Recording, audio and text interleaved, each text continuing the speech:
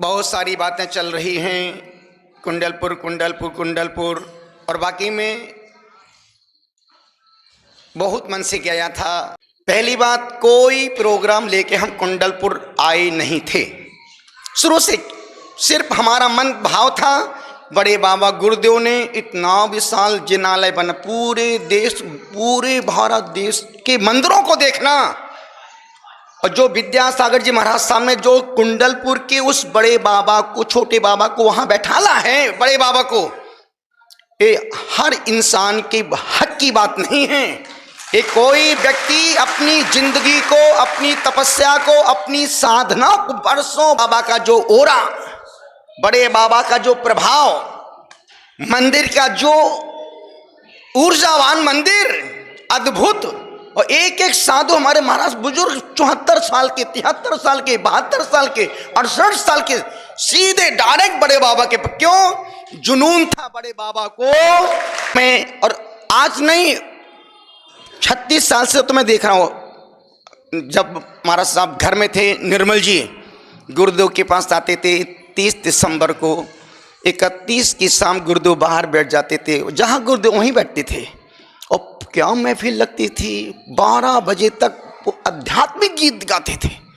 पूरा जो लोग क्लबों में जाते हैं, हॉल में जाते हैं, ड्रिंक करते हैं, डांस पार्टी करते हैं, पूरे चाय बच्ची व सब पूरा समाज इकट्ठा वहीं बैठता। पूरे गुरुदेव बैठे हैं, लोगों को गुरु की प्रसन्नता में, गुरु को आनंद आता है, बैठे रहते हैं। जहाँ 12 बजते लोग आरती करते हैं, गुरुदेव आशीर्वाद देते सबको, मौन आशीर्वाद, वो रूम में, बाकी सब लोग अपने अपने कक्ष में चले जाते। इतना सा बस। ये बात, एक बच्ची आती सिंगर, उसको बुलाया, वो मैसेज उसकी तरफ से ही आया था कि 7 बजे भजन संध्या होगी।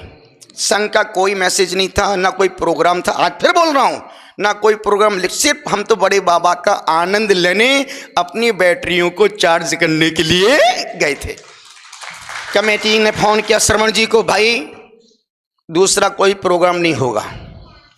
श्रवण जी का मैसेज आया शिवम जी के पास, भैया महाराज जी को बोल दो कि कमेटी ने ऐसा कहा कि दूसरा कोई प्रोग्राम नहीं। हमने तो हो सकता उनको कुछ गलतफहमी हो गई होगी। हमने कमेटी को बोला, बड़े गुरुदेव ने आपको बुलाया। सब कल 3 बजे मेरे पास आए। हमने कहा देखो भाई, मेरा कोई प्रोग्राम नहीं है, और सिर्फ हम आए हैं यहाँ पर आनंद के लिए, भक्ति के लिए, मस्ती के लिए, और अनेक हजारों लोग यहाँ पर आने वाले हैं। 2 बातें इस पर फिर बोलूँगा। कमेटी का हमारे यात्रियों के प्रति अच्छा एटीट्यूड नहीं था, व्यवहार नहीं था। किसी को एक कमरा चाहिए, घंटे भर तक इससे पूछो उससे। अरे भाई, जब तुमको पैसा दे रहे हैं, तुमको पूरा पैसा दे रहे हैं, और पैसा भी 500 1000 रुपये, वो थोड़ा सा कमरा जिसमें 7 पलंग एक साथ पड़े हैं, ऐसा क्या भैया? तुम मालिक हो क्या? व्यापार कर रहे हो? क्या कर रहे हो तुम? कम से कम जब तुम पैसा ले रहे हो तो कम से उतना अच्छे से तो बोलो, प्रेम से तो बोलो। जब पैसा भी ले रहे हो तुम उसका अपमान भी कर रहे हो। सो कलकत्ता के 4 लोग आए थे, अरबपति आदमी थे। मैं तो किस लंच कर रहा था, छत पर बैठे बैठे, बोले महाराज जी मैं कार्यालय गया, कैसे लोग ढंग से बात ही नहीं कर, कमरे नहीं है। अरे कमरे भैया, मुझे रात रुकना है, यहाँ कमरे नहीं मिलेंगे आपको। अरे भाई, हद कर दी, मानते हमके दिमाग मत लगा रही है, अपन तो सिर्फ बड़े बाबा के लिए आए हैं ना, बाबा के दर्शन करो, हमसे मिलो, आगे बढ़ जाओ। तुम कम से कम जो लोग उस सीट पर बैठ रहे हैं, उनको इतना तो बोध हो कि तुम्हारी औकात है क्या, तुम किससे क्या बोल रहे हो। तुम भी तो कमेटी का पैसा खा रहे हो ना। तुमको जो वहाँ के मैनेजर है, वो व्यक्ति फोकट में नहीं बैठा है, वो भी पैसा खा रहा है। जब तुम पैसा खा के इस प्रकार के तुम व्यवहार कर रहे हो तो अच्छी बातें नहीं हैं। तुम सम्मान दो यात्री को, ना दो, पर उसका अपमान तो मत करो। दूसरी बात, हमने फिर उनकी कमेटी से हमने देखो भाई, कोई प्रोग्राम नहीं मेरा, और सिर्फ भक्ति होगी। महाराज साहब 2 प्रोग्राम तो नहीं हो पाएंगे। हमने कह दो कोई प्रोग्राम नहीं है। फिर 3 बार बोला मैं, कोई प्रोग्राम नहीं है मेरा। वो बच्चे आ रहे हैं, बोले नहीं ऑर्केस्ट्रा पार्टी। भाई उसने लिखा है यार कि मुझे पता है ना कौन सी पार्टी है, मुझे पता है कौन गाने वाला कौन सुनने वाला, मुझे तो आप तो सिर्फ उसको पढ़ के बोल रहे हो। मैं उसको जी के बोल रहा हूँ। हमने कहा कोई प्रोग्राम नहीं भैया, यहीं बैठ के बढ़िया बिंदास भक्ति कर लेंगे। महाराज साहब हमारे ऊपर एक महाराज जी ने नाटक लिख के दिया, उसमें 90 लोग आ रहे हैं और वो नाटक पूरा खराब हो जाएगा। हमने कहा देख भाई तुम वहाँ का नाटक यहाँ मत करो, कम से कम यहाँ पर बैठेंगे। महाराज श्री कोई बीच का मारी नींद निकल रहा है। हमने कहा एक काम करते भैया, देखो मुझे कोई विकल्प पसंद नहीं है, यदि आपको मेरे से विकल्प हो रहा कि महाराज जी और एक सच बैठूंगा प्रोग्राम तो होगा, तो हमने कहा एक काम करता हूँ मैं कल सुबह यहाँ से निकल जाती, आज सबके उपवास, ये भी बोला आज सबके उपवास हैं, ठीक है कल सुबह हम यहाँ से निकल जाते हैं। इतना कहा, नमोस्तु महाराज जी, नमोस्तु महाराज जी। हमने कहा भाई अब हम इस बारे में कोई चर्चा नहीं करेंगे। इतनी बात बोल के मैं नीचे, चूंकि मुझे करना था प्रतिक्रमण, ये तो हम मेरा मन तो चूंकि मुझे लग रहा था नहीं है, बोलते ना कुत्ते को खीर नहीं पचती है। अभी हमारे पास वो पर्ची आई, कहाँ कहाँ के लोग महाराश्री महाराश्री, हम मैं कुंडलपुर नहीं गया, हम सिर्फ बड़े गुरुदेव ने जो इतनी बड़ी हिम्मत इतनी बड़ी रिस्क ली, मैं उस रिस्क को बाबा के चरणों दर्शन करने के लिए वहां गया था। अन्यथा इनकी है क्या, जिनके घर अशांति से भरे हो वो क्या धर्म ध्यान पूजा पाठ करेंगे, क्या कम समाज को चलाएंगे, क्या धर्म का निर्वहन करेंगे। जब आप हम जैसे साधुओं के साथ इस प्रकार से बोल सकते हैं तो सोचो दूसरे साधुओं का क्या हाल करते होंगे आप लोग। उनको तो साधु साधु ही नहीं समझते होंगे। निवेदन इतना सा कर रहा हूं, जिस सुबह हमने एक बहुत अच्छी बात कही थी, फिर से उसको रिपीट कर देता हूं, आपने भी सुनी होगी। एक गधा जा रहा था, उस पर किसी ने मूर्तियां रख दी। अब जहां से वो गधा निकल रहा था, लोग मूर्ति को देख के उसको तिलक करें, गधा का तिलक करें, माला पहनाए, श्रीफल मिठाई चढ़ाए, लड्डू चढ़ाए। वो गधा बोला रही यार आज इतना सम्मान तो कभी मिले ही नहीं मेरे को। वो गधा भूल गया कि मेरे ऊपर मूर्तियां रखी हैं। बस आज के पदाधिकारियां इस भ्रम, आज के पदाधिकारियों के भ्रम में और उस गधे के भ्रम में कोई अंतर नहीं है। ध्यान रखना बाबू, तुम्हारा सम्मान नहीं है, तुम जिस पद पर बैठे हो उस पद का सम्मान है। और पद पर बैठ कर के व्यक्ति अपने पद का निर्वहन नहीं करता है तो ऐसे पदाधिकारियों को 50 किलो का पत्थर पीठ पे बांध के समुद्र में कूद जाना चाहिए। मेरा सम्मान नहीं है, किसका सम्मान है, किसका सम्मान है। यदि हम बिना पिच्छी के बाहर निकल जा, अभी माथा फोड़ के आज यहां आके बैठ जाएंगे, क्यों? हमारी पहचान किससे है? पिच्छी और कमंडल फिर भी ना हो तब भी हमारा पहचान क्या है? दिगंबरत की सबसे बड़ी पहचान। और तुम उस पिच्छी का भी सम्मान ना कर पाओ तो चुल्लू भर पानी में डूब के मर जाओ।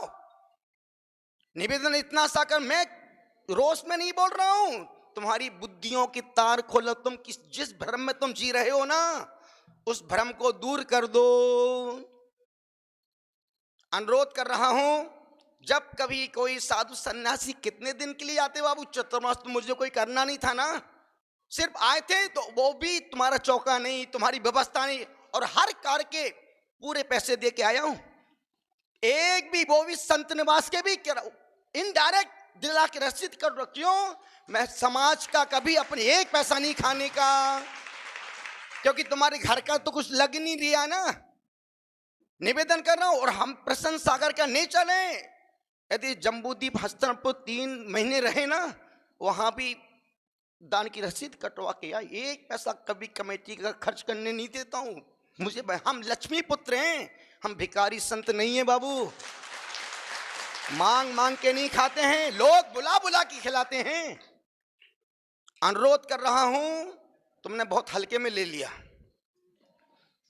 और 2-3 बार हमने, देखो भाई अपन भक्ति कर लेंगे महाराज, 2 प्रोग्राम तो नहीं हो पाए। अब प्रोग्राम तो मैं बार बार बोल, भाई प्रोग्राम तो कुछ है ही नहीं महाराज, कठिन का। मंत्री सामने बैठे, मंत्री बोलो ना, बोलो ना, अब बोलो क्या बोलना है आपको। बात की बात चापलूसी करना बाद में अच्छी बात नहीं। जो बोलना सामने बोलो। माइक दो भाई। उतना ही बोलना जितना हम बोले हैं और जितना आप कमरे में बोले थे। महाराज जी, जो कमेटी के लोग 10-12 लोग थे, हम कंफ्यूजन उनको ये रहा कि 2 प्रोग्राम है, तो उन्होंने गलतफहमी में ये उतनी बात बोलो जितनी मुझे सुनने में अच्छी लगे और आपको बोलने में अच्छी लगे। बोलो। 2 प्रोग्राम में दिक्कत होगी, और चूंकि आपका समय हो रहा था तो आपने उसमें आगे चर्चा करने का समय नहीं मिला, और आपने ये कह दिया कि ठीक है आपका फिनिश। जब आप बार बार बोले महाराज श्री, मैं 3 बार बोला मेरा कोई प्रोग्राम नहीं है बाबू, शाम का गुरु भक्ति होगी, भजन कीर्तन कर, भक्ति जितने वही भी बोल रहा हूँ, जो भक्त हमारे लिए उनको तुम्हारे नाटक से कोई मतलब नहीं है। यदि हम नहीं भी बैठेंगे तब भी हमारे भक्त आसपास बाहर घूमते फिरते रहेंगे। महाराज जी 2 प्रोग्राम, अब प्रोग्राम तो हो तो करूं ना।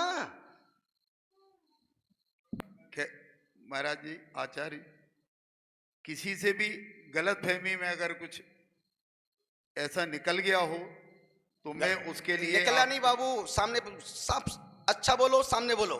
निकला नहीं, इंटेंशन पूर्वक आप मेरे पास बैठे थे महाराज श्री। दूसरा प्रोग्राम नहीं होगा। शुरू से आपकी कमेटी का हमारे यात्रियों के प्रति, भक्तों के प्रति जो एटीट्यूड था वो अच्छा नहीं था। धार्मिक मंत्री हाँ, हैं, सार पूरा पर लाइव चल रहा है, पूरा देश देख रहा है अभी। बोले। हम लोगों का यही निवेदन था कि मतलब ऊपर का जो कार्यक्रम है वो पूर्ववत पहले से मतलब डिसाइड है हम लोगों का, और 2 कार्यक्रम इकट्ठे होंगे तो समाज में अच्छा मैसेज नहीं आएगा। बस यही निवेदन हम आप लोग। आप क्या बोले थे महाराज श्री? हजारों मैसेज मेरे पास आ गए महाराज श्री, ये 2 प्रोग्राम, हमके प्रोग्राम तो कुछ है ही नहीं ना बाबू। और हमने ये भी कहा जो मैसेज भेजे वो आपके अपने ही लोग बिगिन संतोषी लोग हैं जो बार बार आपको उंगली कर रहे हैं।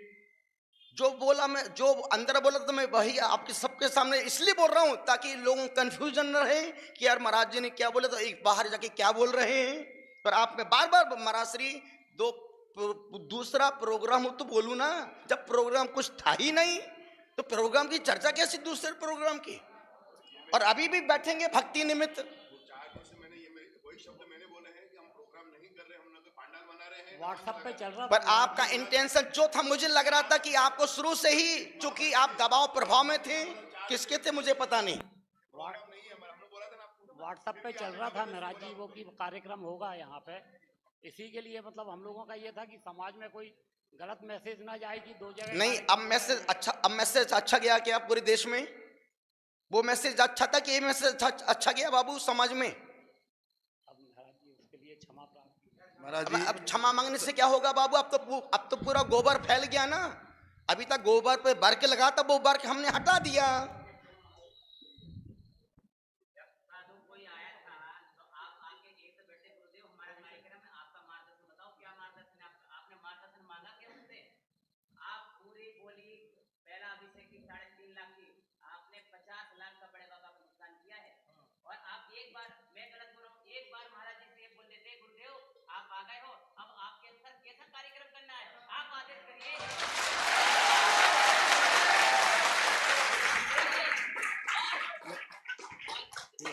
मतलब मैं बोलना नहीं चाह रहा था, लेकिन मैंने बोला ये 7-8 साल हो गए हैं, एक दिन आहार और एक दिन उपवास करते हैं। ये देखो सारे चतुर्दशी का उपवास, इनको शर्म आना चाहिए थी कि ऐसे बुजुर्ग भूखे प्यासे। मैं ज्योतिषी हूँ, पूना में रहता हूँ, मुझे किसी ने कहा था यदि कोई भूखा साधु कुछ बद्दुआएं निकल जाए ना उससे मुख से, समाज बर्बाद हो जाती है, देश बर्बाद हो जाता है। तो आपको इतना सोचना, इतना मुझे इधर कोई वो बड़ी बात नहीं करना है। आप ये बोलते गुरुदेव हमारा हर साल कार्यक्रम होता है, इस साल आपका सानिध्य मिल गया है, आप बताओ कैसे कार्यक्रम करें। तो प्रसन्न सागर जी पूरी जिंदगी में 2 दिन नहीं 4 दिन कुंडलपुर में रहते, क्योंकि इतनी इच्छा थी उनकी बड़े बाबा को, उनका पूरी जिंदगी में यही उद्देश्य। उनने अपना कोई तीर्थ क्षेत्र नहीं बनाया, उनने कोई अपना अतिशय क्षेत्र नहीं बनाया, कोई प्रसन्न धाम उनकी इच्छा ही नहीं है। उन्होंने ये संकल्प लिया है, जितने में भारत में जितने भी सिद्ध क्षेत्र अतिशय क्षेत्र पड़े हैं, कोई बना नहीं रहा है, कोई देख नहीं रहा है, उनकी इसी इच्छा है कि वो सारे 30 क्षेत्रों को चमका दें, अच्छा बढ़िया बनवा दें। और अपना कोई आदमी कमेटी में नहीं रखते कि मेरा कोई आदमी अपनी कमेटी, वो कमेटी को सौंप देते हैं। पूरा का पूरा उनका जैसा पैसा रहता है, जैसा कमेटी होती है, जैसा अध्यक्ष होता है। आपका तो जितना काम 25 साल में नहीं हो पाया ना, यदि इनके चरण पकड़ लेते, मैं गारंटी लेता हूँ, मैं वचन देता हूँ, आप रिकॉर्ड करो, 2 साल में कार्यक्रम करवा देते। अब आचार्य तो नहीं है ना, ये भी आचार्य हैं, क्या हैं, चुल्लक है, आचार्य है ना। आचार्य परम पूज्य विद्यासागर जी महाराज ने भी बहुत इज्जत दी थी प्रसन्न सागर जी को, अपने मंच पे बुलाया और गुरुदेव ने चरण पखारे और अपना माथा उनके चरणों में रखा। इतने खुश हो गए, इतने खुश हो गए, पूरे दुनिया ने देखा। और उसी दिन महाराज जी ने उनसे मिलकर शक्कर आजीवन त्याग किया। महाराज जी शक्कर नहीं खाते, आजीवन त्याग है गुरुदेव का। और उनके त्याग के बारे में, पर्वत पे बिजली गिरी थी, शिखर जी गए हो आप लोग सब शिखर जी में, वो पारसनाथ भगवान के चरण चिन्ह के नीचे एक छोटी सी गुफा है, 2 साल निकाल के उस गुफा के अंदर बिजली गिरी, कुछ बाल बाका नहीं कर पाए।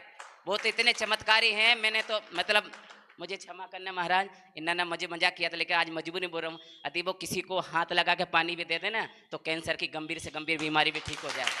आप मुझे ये बताना नहीं था, लेकिन मेरी यही थी कि यदि आपको अभी प्रायश्चित का एक ही मौका है, कान पकड़ें सब लोग, जिनने भी गलती को, और गुरु से क्षमा मांगे।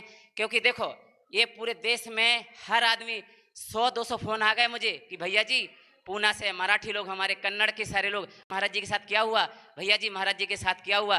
किसी को कुछ एरे गेरे आदमी को मैं कुछ गलत बोल देता कि महाराज जी के साथ अपमानित हो गए, तो क्या हल होता।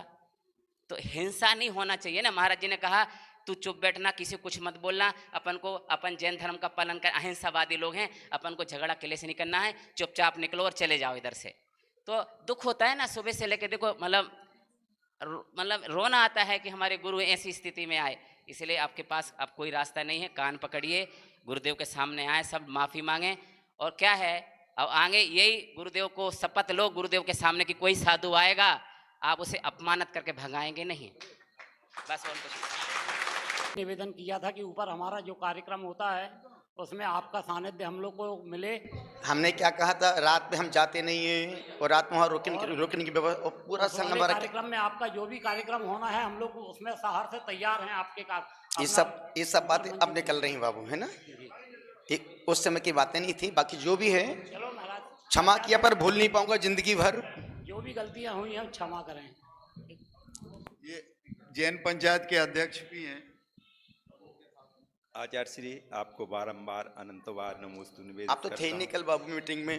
मैं आचार्य श्री आपका आशीर्वाद लेने गोहेची गया था और मैंने आपको दमोह बोला कल मीटिंग में तो थे पहले नहीं। आचार्य श्री मैं बाहर था, इसलिए आपके दर्शन करने नहीं आ सका, उसके लिए भी क्षमा मांगता हूँ। लेकिन गोहेची हमारे दमोह शहर का, दमोह जिले का प्रवेश द्वार है, उधर मैंने आपसे निवेदन भी किया था, लेट हुआ था, उसके लिए आपसे करवत क्षमा मांगता हूँ। आचार्य श्री, हम दमोह वालों की गलती है कि हमने ऐसी कमेटी चुनी, वास्तव में इनके कृत्यों से मैं बहुत शर्मिंदा हूँ। मैं आपसे निवेदन करता हूँ, इसमें शपथ लेता हूँ इसके साथ कि इनका जितना विरोध मैं अपनी तरफ से कर सकता हूँ करूँगा, और मैं वास्तव में बहुत शर्मिंदा हूँ। ऐसे लोगों को चुनकर मैं आपसे पुनः करवत क्षमा मांगता हूँ, क्षमा करें, आप तो करुणा निधान है। मेरे मन में कोई कसाई नहीं, द्वेष नहीं है कोई, लेकिन मुझे लगता है कि इतना बड़ा तीर्थ गुरुदेव इतनी जो मेहनत से बना के दे के गए हैं, उसका हम यदि ध्यान रखना, तीर्थ आज जिंदा है तो साधु संतों के कारण से जिंदा हैं, इनके कारण से जिंदा तीर्थ नहीं है। हम साधु संतों के कारण से तीर्थ स्थान जिंदा है। यदि हम लोग नहीं जाते तो यात्री तो लोग यात्रा करने जाए ना। आचार्य श्री, मेरे मन में, आचार्य श्री, मेरे मन में किंचित भी आपके मुझे पता है, मैं तेजगढ़ आपको श्रीफल के लिए भी पहुंचा था, आपकी अगवानी में भी हमने सब कमेटी इकट्ठी थी। ऐसा मन में कोई भाव नहीं था कि आपका कोई प्रोग्राम यहाँ ना हो, चूंकि वो गलतफहमी ऐसी हो गई कि दो प्रोग्राम और वो व्हाट्सएप पे चल गया। अभी फिर बोलूंगा प्रोग्राम तो कुछ था ही नहीं बाबू। नहीं था, आपने कहा था आचार्य श्री, लेकिन चूंकि 10-15 लोग थे तो ये यही समझे कि वो प्रोग्राम है। ओम ओम ओम, इसलिए हम करवद निवेदन करते हैं। आचार्य श्री हमारे दमोह के पंचायत के महामंत्री पदमचंद जी हैं, ये उपाध्यक्ष, ये भी कुंडलपुर कमेटी में, ये अपनी बात कहना चाहते हैं। महाराज जी, मैं भी कुंडलपुर में मंत्री हूँ और इस कमेटी से मैं इस्तीफा दे रहा हूँ। मुझे बहुत खराब लगा है और मैं क्षमा प्रार्थी। महाराज जी नमोस्तु, मैं भी इस पद से इस्तीफा दे रहा हूँ। नमस्कार। सोचो, आपकी छोटी सी लापरवाही पूरे समाज के मन को दुखी कर दिया उसने। तो सोचो, आपका नाटक सफल रहा कि मेरी क्रिया, मेरा कार्य सफल रहा। जो आपने किया वो बहुत अच्छा था। मैं बोला ना कि सुबह 2 प्रश्न छोड़ के आया था। आप पद पर बैठे, आप खुश हुए, पर आपके पद पर बैठने से कितने लोग खुश हैं? तुम्हारे कार्यों से कितने लोग खुश हैं? तुम्हारी वाणी व्यवहार से कितने लोग खुश हैं? 95 नंबर का प्रश्न है ये। आप खुद घर जाके विचार करना कि मैं जो कर रहा हूं इससे कितने लोग खुश हैं। यात्री जाता किसके लिए? बड़े बाबा के लिए ना। उसको पदार्थ कमेटी से उसको मतलब है एक रूम मिल जाए सोने के लिए, सुबह बिंदास जाके बाबा का अभिषेक करें और जाके सामान चला जाएगा। उसमें भी व्यक्ति उसका अपमान करे, चिल्ला के बोले, अच्छे से ना बोले, तो कोई हम एहसान तो नहीं कर रहे ना बाबू, है ना? बैठ जाए, चलते हैं, नमोकार मंत्र का गान करते हैं। संसार की बातें हैं, अंतिम बातें हैं, चलता ही रहेगा।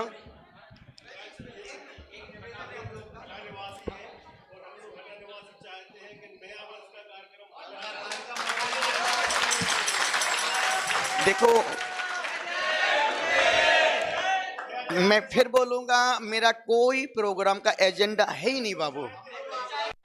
हमारा समाज सत्कार करते हैं, खूब आशीर्वाद बैठ जाएं। आप पथरिया से आचार्य विष्णु साहब के महाराज साहब ने पूरी टीम को भेजा है कि जब महाराज साहब को बोलने की पथरिया गिराव हो जाएगी पर महाराज साहब पहुंचे। मेरा कोई उद्देश्य, हम क्या बोले, यदि मुझे कोई उद्देश्य प्रोग्राम करना होता तो हम जहां बैठे वहीं पर हजारों की भीड़ इकट्ठी कर देते, पर मेरा भीड़ इकट्ठी करने का एजेंडा ही नहीं है। ना मुझे भीड़ प्रभावित करती है, ना मुझे धनपति प्रभावित करते हैं। मुझे तो, मैं प्रभावित होता हूं तो भक्त की भक्ति से, भक्त के समर्पण से और भक्त की उदारता से।